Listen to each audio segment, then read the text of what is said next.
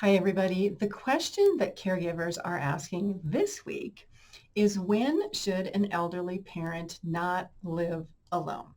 And to answer this question, I'm going to kind of flip the question around to talk about what things can parents do, elderly parents do, aging parents do, caregivers do, anybody do, to make sure that when you get older, you can live alone. And then I'll talk about reasons that parents shouldn't live alone. So this really is not rocket science, right? It's simple. The answers are simple, and they're simple for a lot of complicated reasons. I'm Pamela D. Wilson. My website is pameladwilson.com. On there, a lot of hope, help, support for caregivers and aging adults, and literally hundreds of videos here on my YouTube channel. So please like the channel, follow the channel, share the video with other people you know who are looking for hope, help, and support. So the two very obvious things, and most people don't want to hear this, it's exercise and diet. And I'm going to explain why that is. So the challenge about all of this is that, if people don't regularly seek information about help, or they don't know about the effects of, junk food and poor nutrition and a lack of physical activity, then all of a sudden you're 60 or 65 and you're thinking, wow, what happened? I used to be able to do all this stuff. Or, wow, my parents, they're looking weak, or they're frail, or they can't walk up and down the steps. What is going on? Well, what's going on is that after age 40, okay, the body starts to become physically weaker. So we can't walk as far. We're tired. We start losing muscle mass. Okay. And that has an effect on the body. So here's the question. Do your parents have trouble getting around? Can they walk a few blocks? Can they get in and out of a car? Can they walk up a flight of steps? Any of those type of inabilities makes it more difficult for them to get around and do things for themselves around the house. And if you're the caregiver, you may already be seeing this. So the way to prevent this for yourself when you're older is to just get out and do some exercise. Walk, it's free, right? You can go out the door and take a walk through the neighborhood or through the street or wherever you live. The other thing is muscle strength. So elderly parents who are physically active and lose muscle strength are a greater fall risk. And again, if you've had parents who fall, and you may be saying, oh man, it's not safe for mom or dad to live alone. Maybe they shouldn't be living in this house.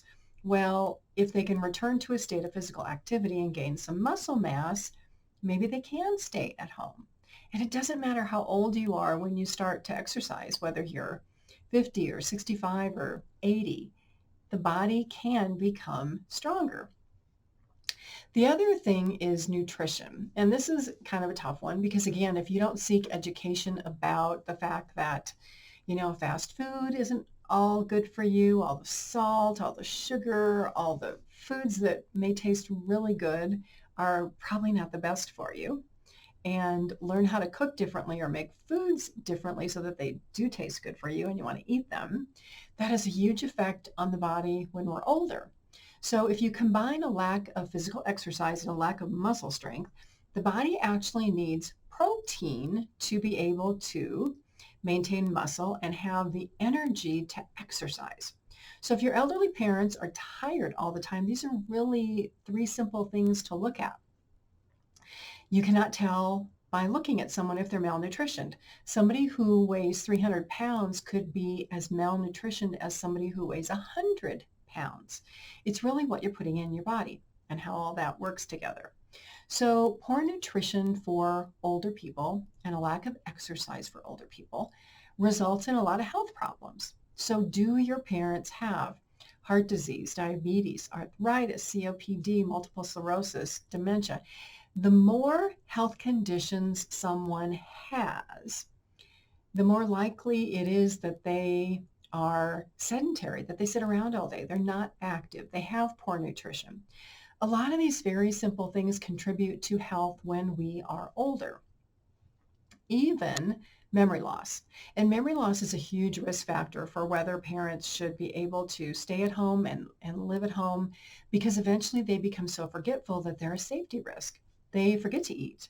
They change their night and daytime patterns. They may sleep all day and be awake all night. They may forget to turn the faucets off, forget to turn the stove off. Eventually, memory loss and living alone becomes a huge risk factor.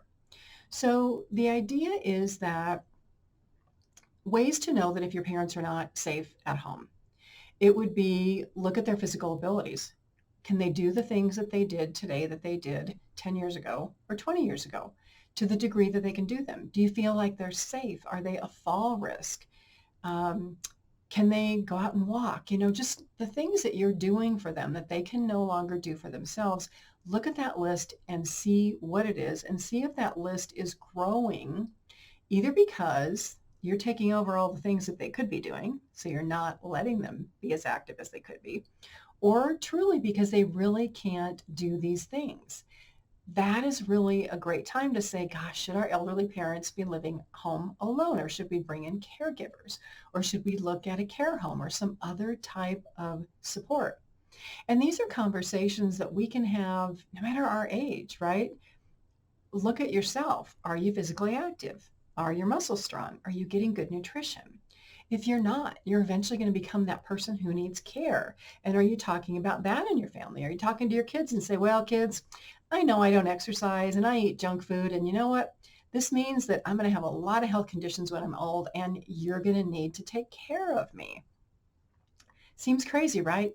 But it's a self-fulfilling prophecy. Just the fact that you are here shows that you're interested in education and learning and prevention. So now you just have to put these things into action. I'm Pamela D. Wilson. My website is pameladwilson.com. On there, lots of videos, my weekly podcast, The Caring Generation, ways to schedule one-to-one elder care consultations with me, articles, lots of helpful information for caregivers and aging adults. Thanks for being here with me for this video today. Have a fabulous day today, and I'll see you all again soon in another video.